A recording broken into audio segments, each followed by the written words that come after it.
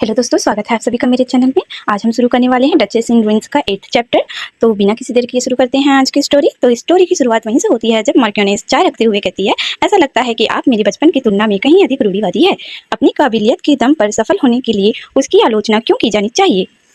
उसका घर डूबते हुए जहाज की तरह थी, इसलिए उसने उसे डूबने से बचाने के लिए हर संभव प्रयास किया। वह बेहतर करना चाहती थी, इसलिए उसने कड़ी मेहनत की। इस तरह की महत्वाकांक्षा में क्या बुराई है। तब डचेस सोचती है, क्या इसका मतलब यह है कि महत्वाकांक्षी होना ठीक है? इस तरह जीने में कोई बुराई नहीं है। तभी काउंटेस रोड्रिक कहती है, मुझे लगता है आप कुछ ज्यादा ही बोल्डली बोलते हैं। आप उसके काम की तुलना एक कामकाजी पुरुष के काम से कैसे कर सकते हैं। विस काउंटेस ओबरॉन, जो घर की मालकिन के रूप में अपने कर्तव्यों को निभाने में विफल रही। तब मार्किनेस कहती है, वह एक प्रगतिशील महिला है जो अपने पति द्वारा प्रदान न की गई कमी को पूरा करने के लिए जीविका कमाती है। आप सभी को अपने अधिकारों के लिए लड़ना चाहिए, लेकिन आप यहाँ दूसरों को बदनाम कर रहे हैं। तभी कहते हैं, हाँ, तभी लोग फुसफुसाना शुरू कर देते हैं। इसमें कोई आश्चर्य की बात नहीं है कि लोग कहते हैं कि उसने अपने ही पति को खा डाला। ऐसा प्रतीत होता है कि वह बचपन से ही अपने पति को उसके प्रेम संबंधों को लेकर उपदेश देती आई थी। दूसरी लेडी कहती है, उसे विस्काउंटेस ओबरॉन में खुद को जरूर देखना चाहिए। काउंटेस रोड्रिक, उसकी बातों पर ध्यान मत दीजिए, हम भी आपकी तरह ही महसूस करते हैं।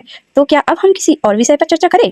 डचेस आगे लिखती है, उस हंगामेदार चाय पार्टी के बाद मैं आपसे बोल रही, रुको लेडी सेलेस्टाइन, क्या आप मुझे थोड़ा समय दे सकते हैं। तब आपने कहा था, क्या बात है लेडी कैनियन।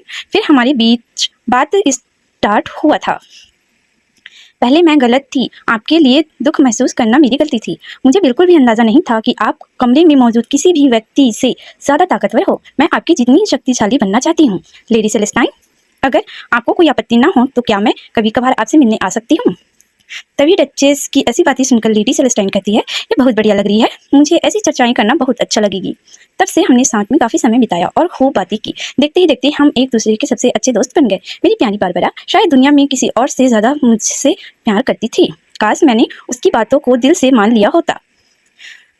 शायद तब हालात अब से काफी अलग होते। तभी डचेस को सेलेस्टाइन की बात याद आती है जो कहती थी, एडले, कभी भी त्याग करने की आदत मत डालना। और लॉर्ड लैंकेस्टर से शादी। डचेस को हिलाते हुए कहती है, आपको उन चालाक पुरुषों से खुद को मुक्त करना होगा जो आपको नियंत्रित करने की कोशिश कर रहे हैं। तब डचेस कांपते हुए कहती है, लेकिन अगर मैं अपने पिता की बात नहीं मानूंगी तो मेरे पास मृत्यु के अलावा कोई दूसरा विकल्प नहीं है। तुम सेलेस्टाइन तब सेलेस्टाइन लंगड़ाते हुए कहती है, तुम क्यों मरोगी। प्लीज एडली, मेरी तरफ देखो। अगर आप मुझसे मदद मांगोगे तो मैं हर चीज में आपकी मदद करूंगी। आपसे मेरी वह आखिरी मुलाकात थी। I am sorry Barbara. मुझे बस यही उम्मीद है, आशा है कि यह पत्र आपको कुछ मानसिक शांति प्रदान करेगी और आपकी चिंताओं को कम करेगी। आगे हमें हेडमेड की तरफ दिखाया जाता है, जहां एक मेड हेडमेड को बता रही होती है, वास्तव में काउंट कैनियन ने एडले को बुलाया। जी हाँ मैडम, जो है, लेकिन उसने उसे दिन में ड्राइंग रूम में बुलाया और वह अभी अभी वहां से निकली है। मुझे लगता है कि तब कोई गंभीर बात नहीं थी। तब हेडमेड कहती है, वो तो बड़ी नखरीली है, उसे हल्के में नहीं लेना चाहिए। देखो तो सही, सालिया किस तरह उसका पक्ष ले रही है। तब एक मेड हंसते हुए कहती है, वैसे सालिया थोड़ी अजीब है, लैला और डेजी के लिए भी यही बात लागू होती है, एक जैसे पक्षी है ना। तब हेडमेड कहती है, मुझे यह सुनिश्चित करना होगा कि वे अपनी सीमा में रहे और सिर झुकाकर रहे। वे उदंड बच्चे जो श्रद्धांजलि देने तक को तैयार नहीं है, मैं उन्हें यह बात बिल्कुल स्पष्ट कर दूंगी। तभी हेडमेड कहती है, उसके बारे में कुछ कर्मचारियों ने ठंडे पानी से नहाने की कुछ शिकायत की है। उन्हें तो इस बात पर भी शक होने लगा था कि मैं उनके साथ ठंडे पानी से नहा नहीं रही थी। तब हेडमेड चिल्लाते हुए कहती है, तुमने अपना मुंह बंद रखा था, है ना। तब मेड कहती है, बिल्कुल मैंने किया, मैंने बहाना बना लिया। गर्म पानी एक विशेष अधिकार है जो केवल आप और मेरे लिए ही आरक्षित है। मैं हर महीने सर लिंगटन क्यों चुका रही हूँ। जब मैं इस घर की कुछ चीजें बेच दूंगी तो उससे मेरे पास अभी के नुकसान की भरपाई से कहीं अधिक रकम मिल जाएगी।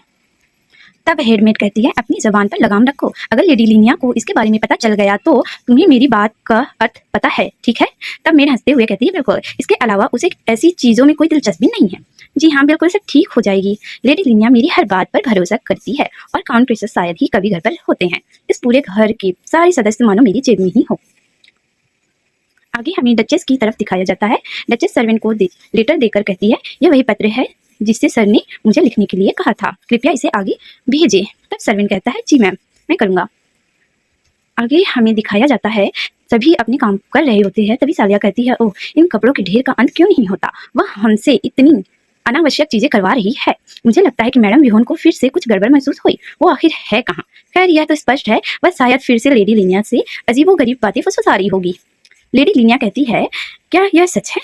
यानी कि हमें अब उनकी तरफ दिखाया जाता है। तब मेड कहती है, जी हाँ माय लेडी, क्या मैंने कभी आपसे कुछ ऐसा कहा है जो सच नहीं था? उच्च समाज से जुड़े मामलों और इस घर के प्रबंधन का जिम्मा मुझ पर छोड़ दीजिए। तब लेडी लिनिया हेडमेड को कहती है, ठीक है, कृपया वैसा ही करें जैसा आपने मुझे बताया है।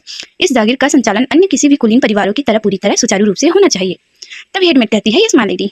आगे हमें शाम के समय डचेस की तरफ दिखाया जाता है, जहाँ डेजी कहती है, ओह मेरे कंधे, आज पोछा लगाते लगाते मेरी बाहें लगभग जवाब दी गई। मेरे शरीर का 1 इंच भी ऐसा नहीं बचा जहाँ दर्द न हो। तब डचेस कहती है, तुमने आज बहुत अच्छा काम किया डेजी।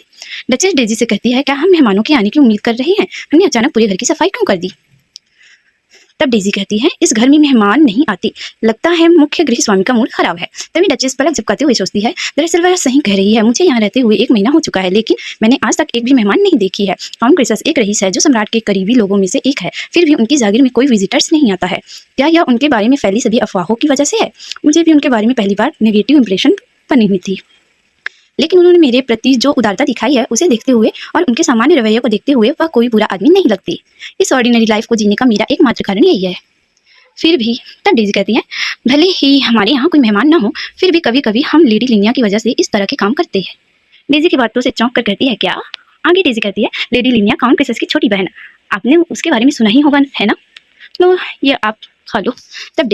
तब डचेस कहती है, ओह हाँ, मैंने सुना है कि लेडी लिनिया की वजह से बहुत सारे कर्मचारियों ने नौकरी छोड़ दी। तब डेजी कहती है, बिल्कुल सही। जब लेडी लिनिया का मूड खराब होता है तो उसे सहन करना मुश्किल हो जाता है। उसने अपनी जिंदगी में कभी काम नहीं किया है, इसलिए मुझे समझ नहीं आता कि वह हमारे काम को लेकर इतनी चिंतित क्यों है। डचेस कहती है, फिर ऐसा क्या ऐसा है? तभी डेजी कहती है, काउंट क्रिसस बचपन से ही खूब पैसा कमाते आ रहे हैं, इसीलिए आम नागरिक होने के बावजूद उन्होंने कभी खाना नहीं छोड़ा। इससे लगभग सब कुछ स्पष्ट हो जाता है। सच कहूँ तो अगर उसका भाई कुलीन बनने के लिए इतनी मेहनत करता नहीं तो वह अपना पूरा जीवन कृतज्ञता से परिपूर्ण होकर जी सकती थी। मुझे समझ नहीं आता कि वह इतनी अपरिपक्व क्यों है। डचेस सोचती है, क्रिसस भाई बहन जो रातों रात कुलीन बन गए और एक पूर्व डचेस जो रातों रात नौकरानी बन गई। ऐसा लगता है जैसे हम एक दूसरे के बिल्कुल विपरीत है। मैंने इस घर में पहली बार कपड़े धोना सीखा। इसे करना सीखने से पहले मुझे इसके बारे में कुछ भी नहीं पता था। क्योंकि यह पहली बार है जब वे इतने उच्च पद पर हैं, शायद उन्हें वास्तव में यह नहीं पता कि कुलीनों की तरह अपना जीवन कैसे जीना चाहिए। तो दोस्तों आज की स्टोरी यहीं तक, आगे हम जानेंगे आगे क्या होगा नेक्स्ट चैप्टर में। तब तक के लिए आप स्टे ट्यून।